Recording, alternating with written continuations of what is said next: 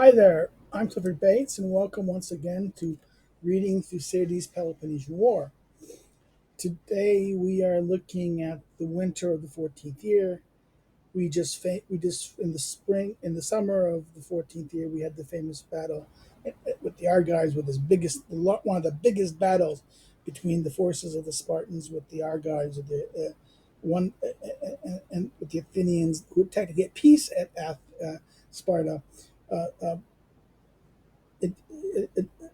not necessarily Athens, but Athenian soldiers on the side of the Argives wishing to holding the conflict. And it was a defeat of defeat of the Argives. Aegeus achieved the victory. It was but the Athenians, it wasn't complete. It was a rout in one sense. But the Athenians and many of the allies were able to save most of their forces, and the Argives were able to save their forces. Um, we're now into the winter. Again, we're using the Crawley translation, landmark Thucydides, and it, as you see on the screen, we're using the Google Books version. Um, so let's go with chapter 76, book 5. In the first days of the next winter, when the Crimean holidays were over, the Spartans took to the field, and arriving at Tegea, set on the Argos proposals for accommodation. There had been a parley in the city desirous for overthrowing. In other words, there had been a party in the city desirous of overthrowing democracy, and after the battle that there had been fought, they were now in a fair better position to persuade the people to listen to terms. Their plan was to make a treaty with Sparta first, follow it with an armistice, and after this fall upon the popular party. Leccius, son of Reclus, the Argive Pronexus, accordingly arrived at Argos with two proposals from Sparta to regulate the conditions of war and peace, uh, uh, uh, according to which one they'd preferred. After much discussion, Alcibiades happening to be in the city, the Spartan party, who had now ventured to act openly, persuaded the Argives to accept the proposal for the peace treaty, and it ran as follows. Uh, the assembly the assembly of Spartans agreed to negotiate with the Argives upon the following terms: Argives shall restore the Oromanians their children, and to the Manatians their men, and restore the men they had in Minotaur to the Spartans. They shall evacuate Epidaurus and raise the fortification there. If the Athenians refuse to withdraw from Epidaurus, they shall be declared enemies of the Argives of the of the Spartans, and of the allies of the Spartans and the allies of the Argives. If the Spartans have any children in their custody, they shall restore them every one to his city. As to the offering of the Argives, if they wish, shall impose an oath upon the Epidaurians, but if not, they swear it themselves. All the other cities in the Peloponnesian, both great and small, shall be independent according to their customs of their country. And if any of the powers outside Peloponnesian invade Peloponnesian territories, the parties contracting shall unite to repel them on such terms they made agreed upon, the most being most fair for the Peloponnesians. Of the allies of the Spartans outside the Peloponnesians shall be on the same footing as the Spartans, and the allies of the Argives shall be on the same footing as the Argives, being left to enjoyment of their own possessions. This treaty shall be shown to the allies and shall be concluded if they approve, and if the allies think fit, they shall send the treaty to uh, uh, to be considered at home.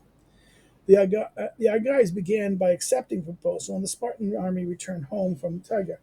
After this, normal intercourse had renewed between them, and not long afterwards, the same faction contrived that the Argo should give up its alliance with the Menturians, Aleutians, and Athenians, and should make a treaty of alliance with the Spartans, which was consequently drawn in the following manner. The Spartan and the Argives agreed to a treaty alliance for 50 years upon the following terms. All disputes shall be decided by fair and impartial arbitration, consistent with the customs of the two countries.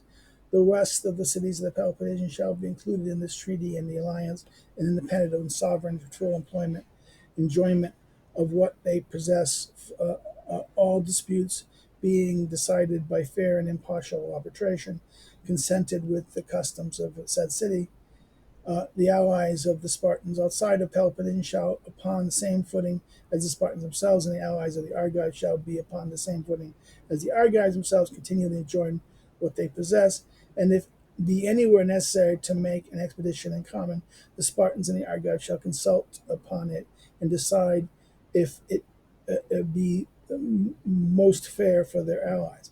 If any of the cities, whether inside or outside Peloponnese, have a question of frontiers or matters, it must be settled.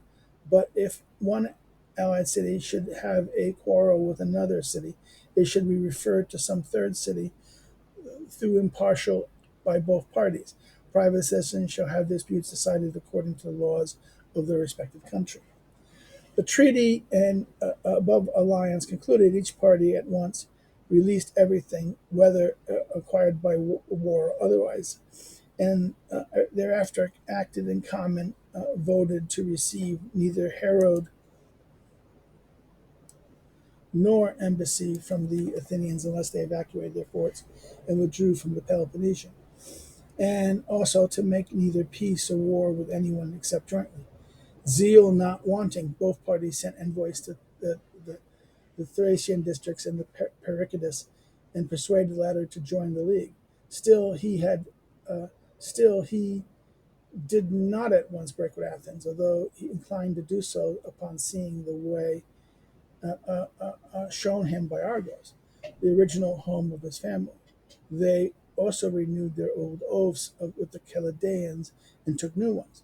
The Argives, besides, sent ambassadors to the Athenians, bidding them evacuate for Epidaurus, and Athenians, seeing their own men outnumbered by the rest of the garrison, sent Demosthenes to bring them out. The general, under the color of his gymnastic contest, which he arranged on his arrival, got the rest of the garrison out of the place and shut the gates behind them. Afterwards, the Athenians renewed the treaties with the Epidaurians, and by themselves gave up the fortress. After the defection of Argos from the league, the Menturians, though they held out at first, in the end found themselves powerless without the Argives. They too came in terms of the Spartans, and gave up their rule over the cities. The Spartans and the Argives, each 1,000 strong, now took the field together and formed. The former went to themselves by Sicyon and made a government there, the more oligarchical than before. And then both united and put down the democracy at Argos and set up an oligarchy favorable to Sparta.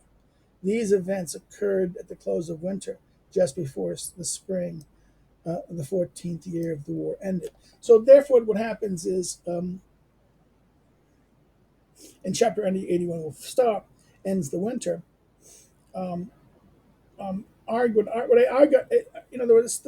There's a kind of a conspiracy. The oligarchic faction, and that makes peace with, and because of the defeat of the battle, convinced the people to Argives to kind of make a peace treaty, and then the peace treaty leads to a alliance, and the alliance led to a situation where they made an oligarchic city in one of their neighbors, and then came back and established oligarchy in Argos. So the Athenians got their people out, led by Demosthenes, and this is how the war. This is how the 14th year, the winter of the 14th year, ended. This is a very short one, so we're going to stop here. And if you have any questions or comments, put them below. If you have any thoughts or something to say about this, do say it. It'd be interesting. Someone let's make the comment about the treachery of what happened to the Argives how the Argivian democracy was undermined by the peace treaty. Um, the if you have any, if you want any comments or suggestions, please put them below. Also, um, you can like it, you can share it if you want to. Um, please, if you want to subscribe to follow, see some more of these things. If you want to help in any way, you can follow me on social media. But also want to help the channel grow a little bit and do things more, you can become a patron, either Patreon or Subscribe Star. Well, with that, thank you for watching and have a good day.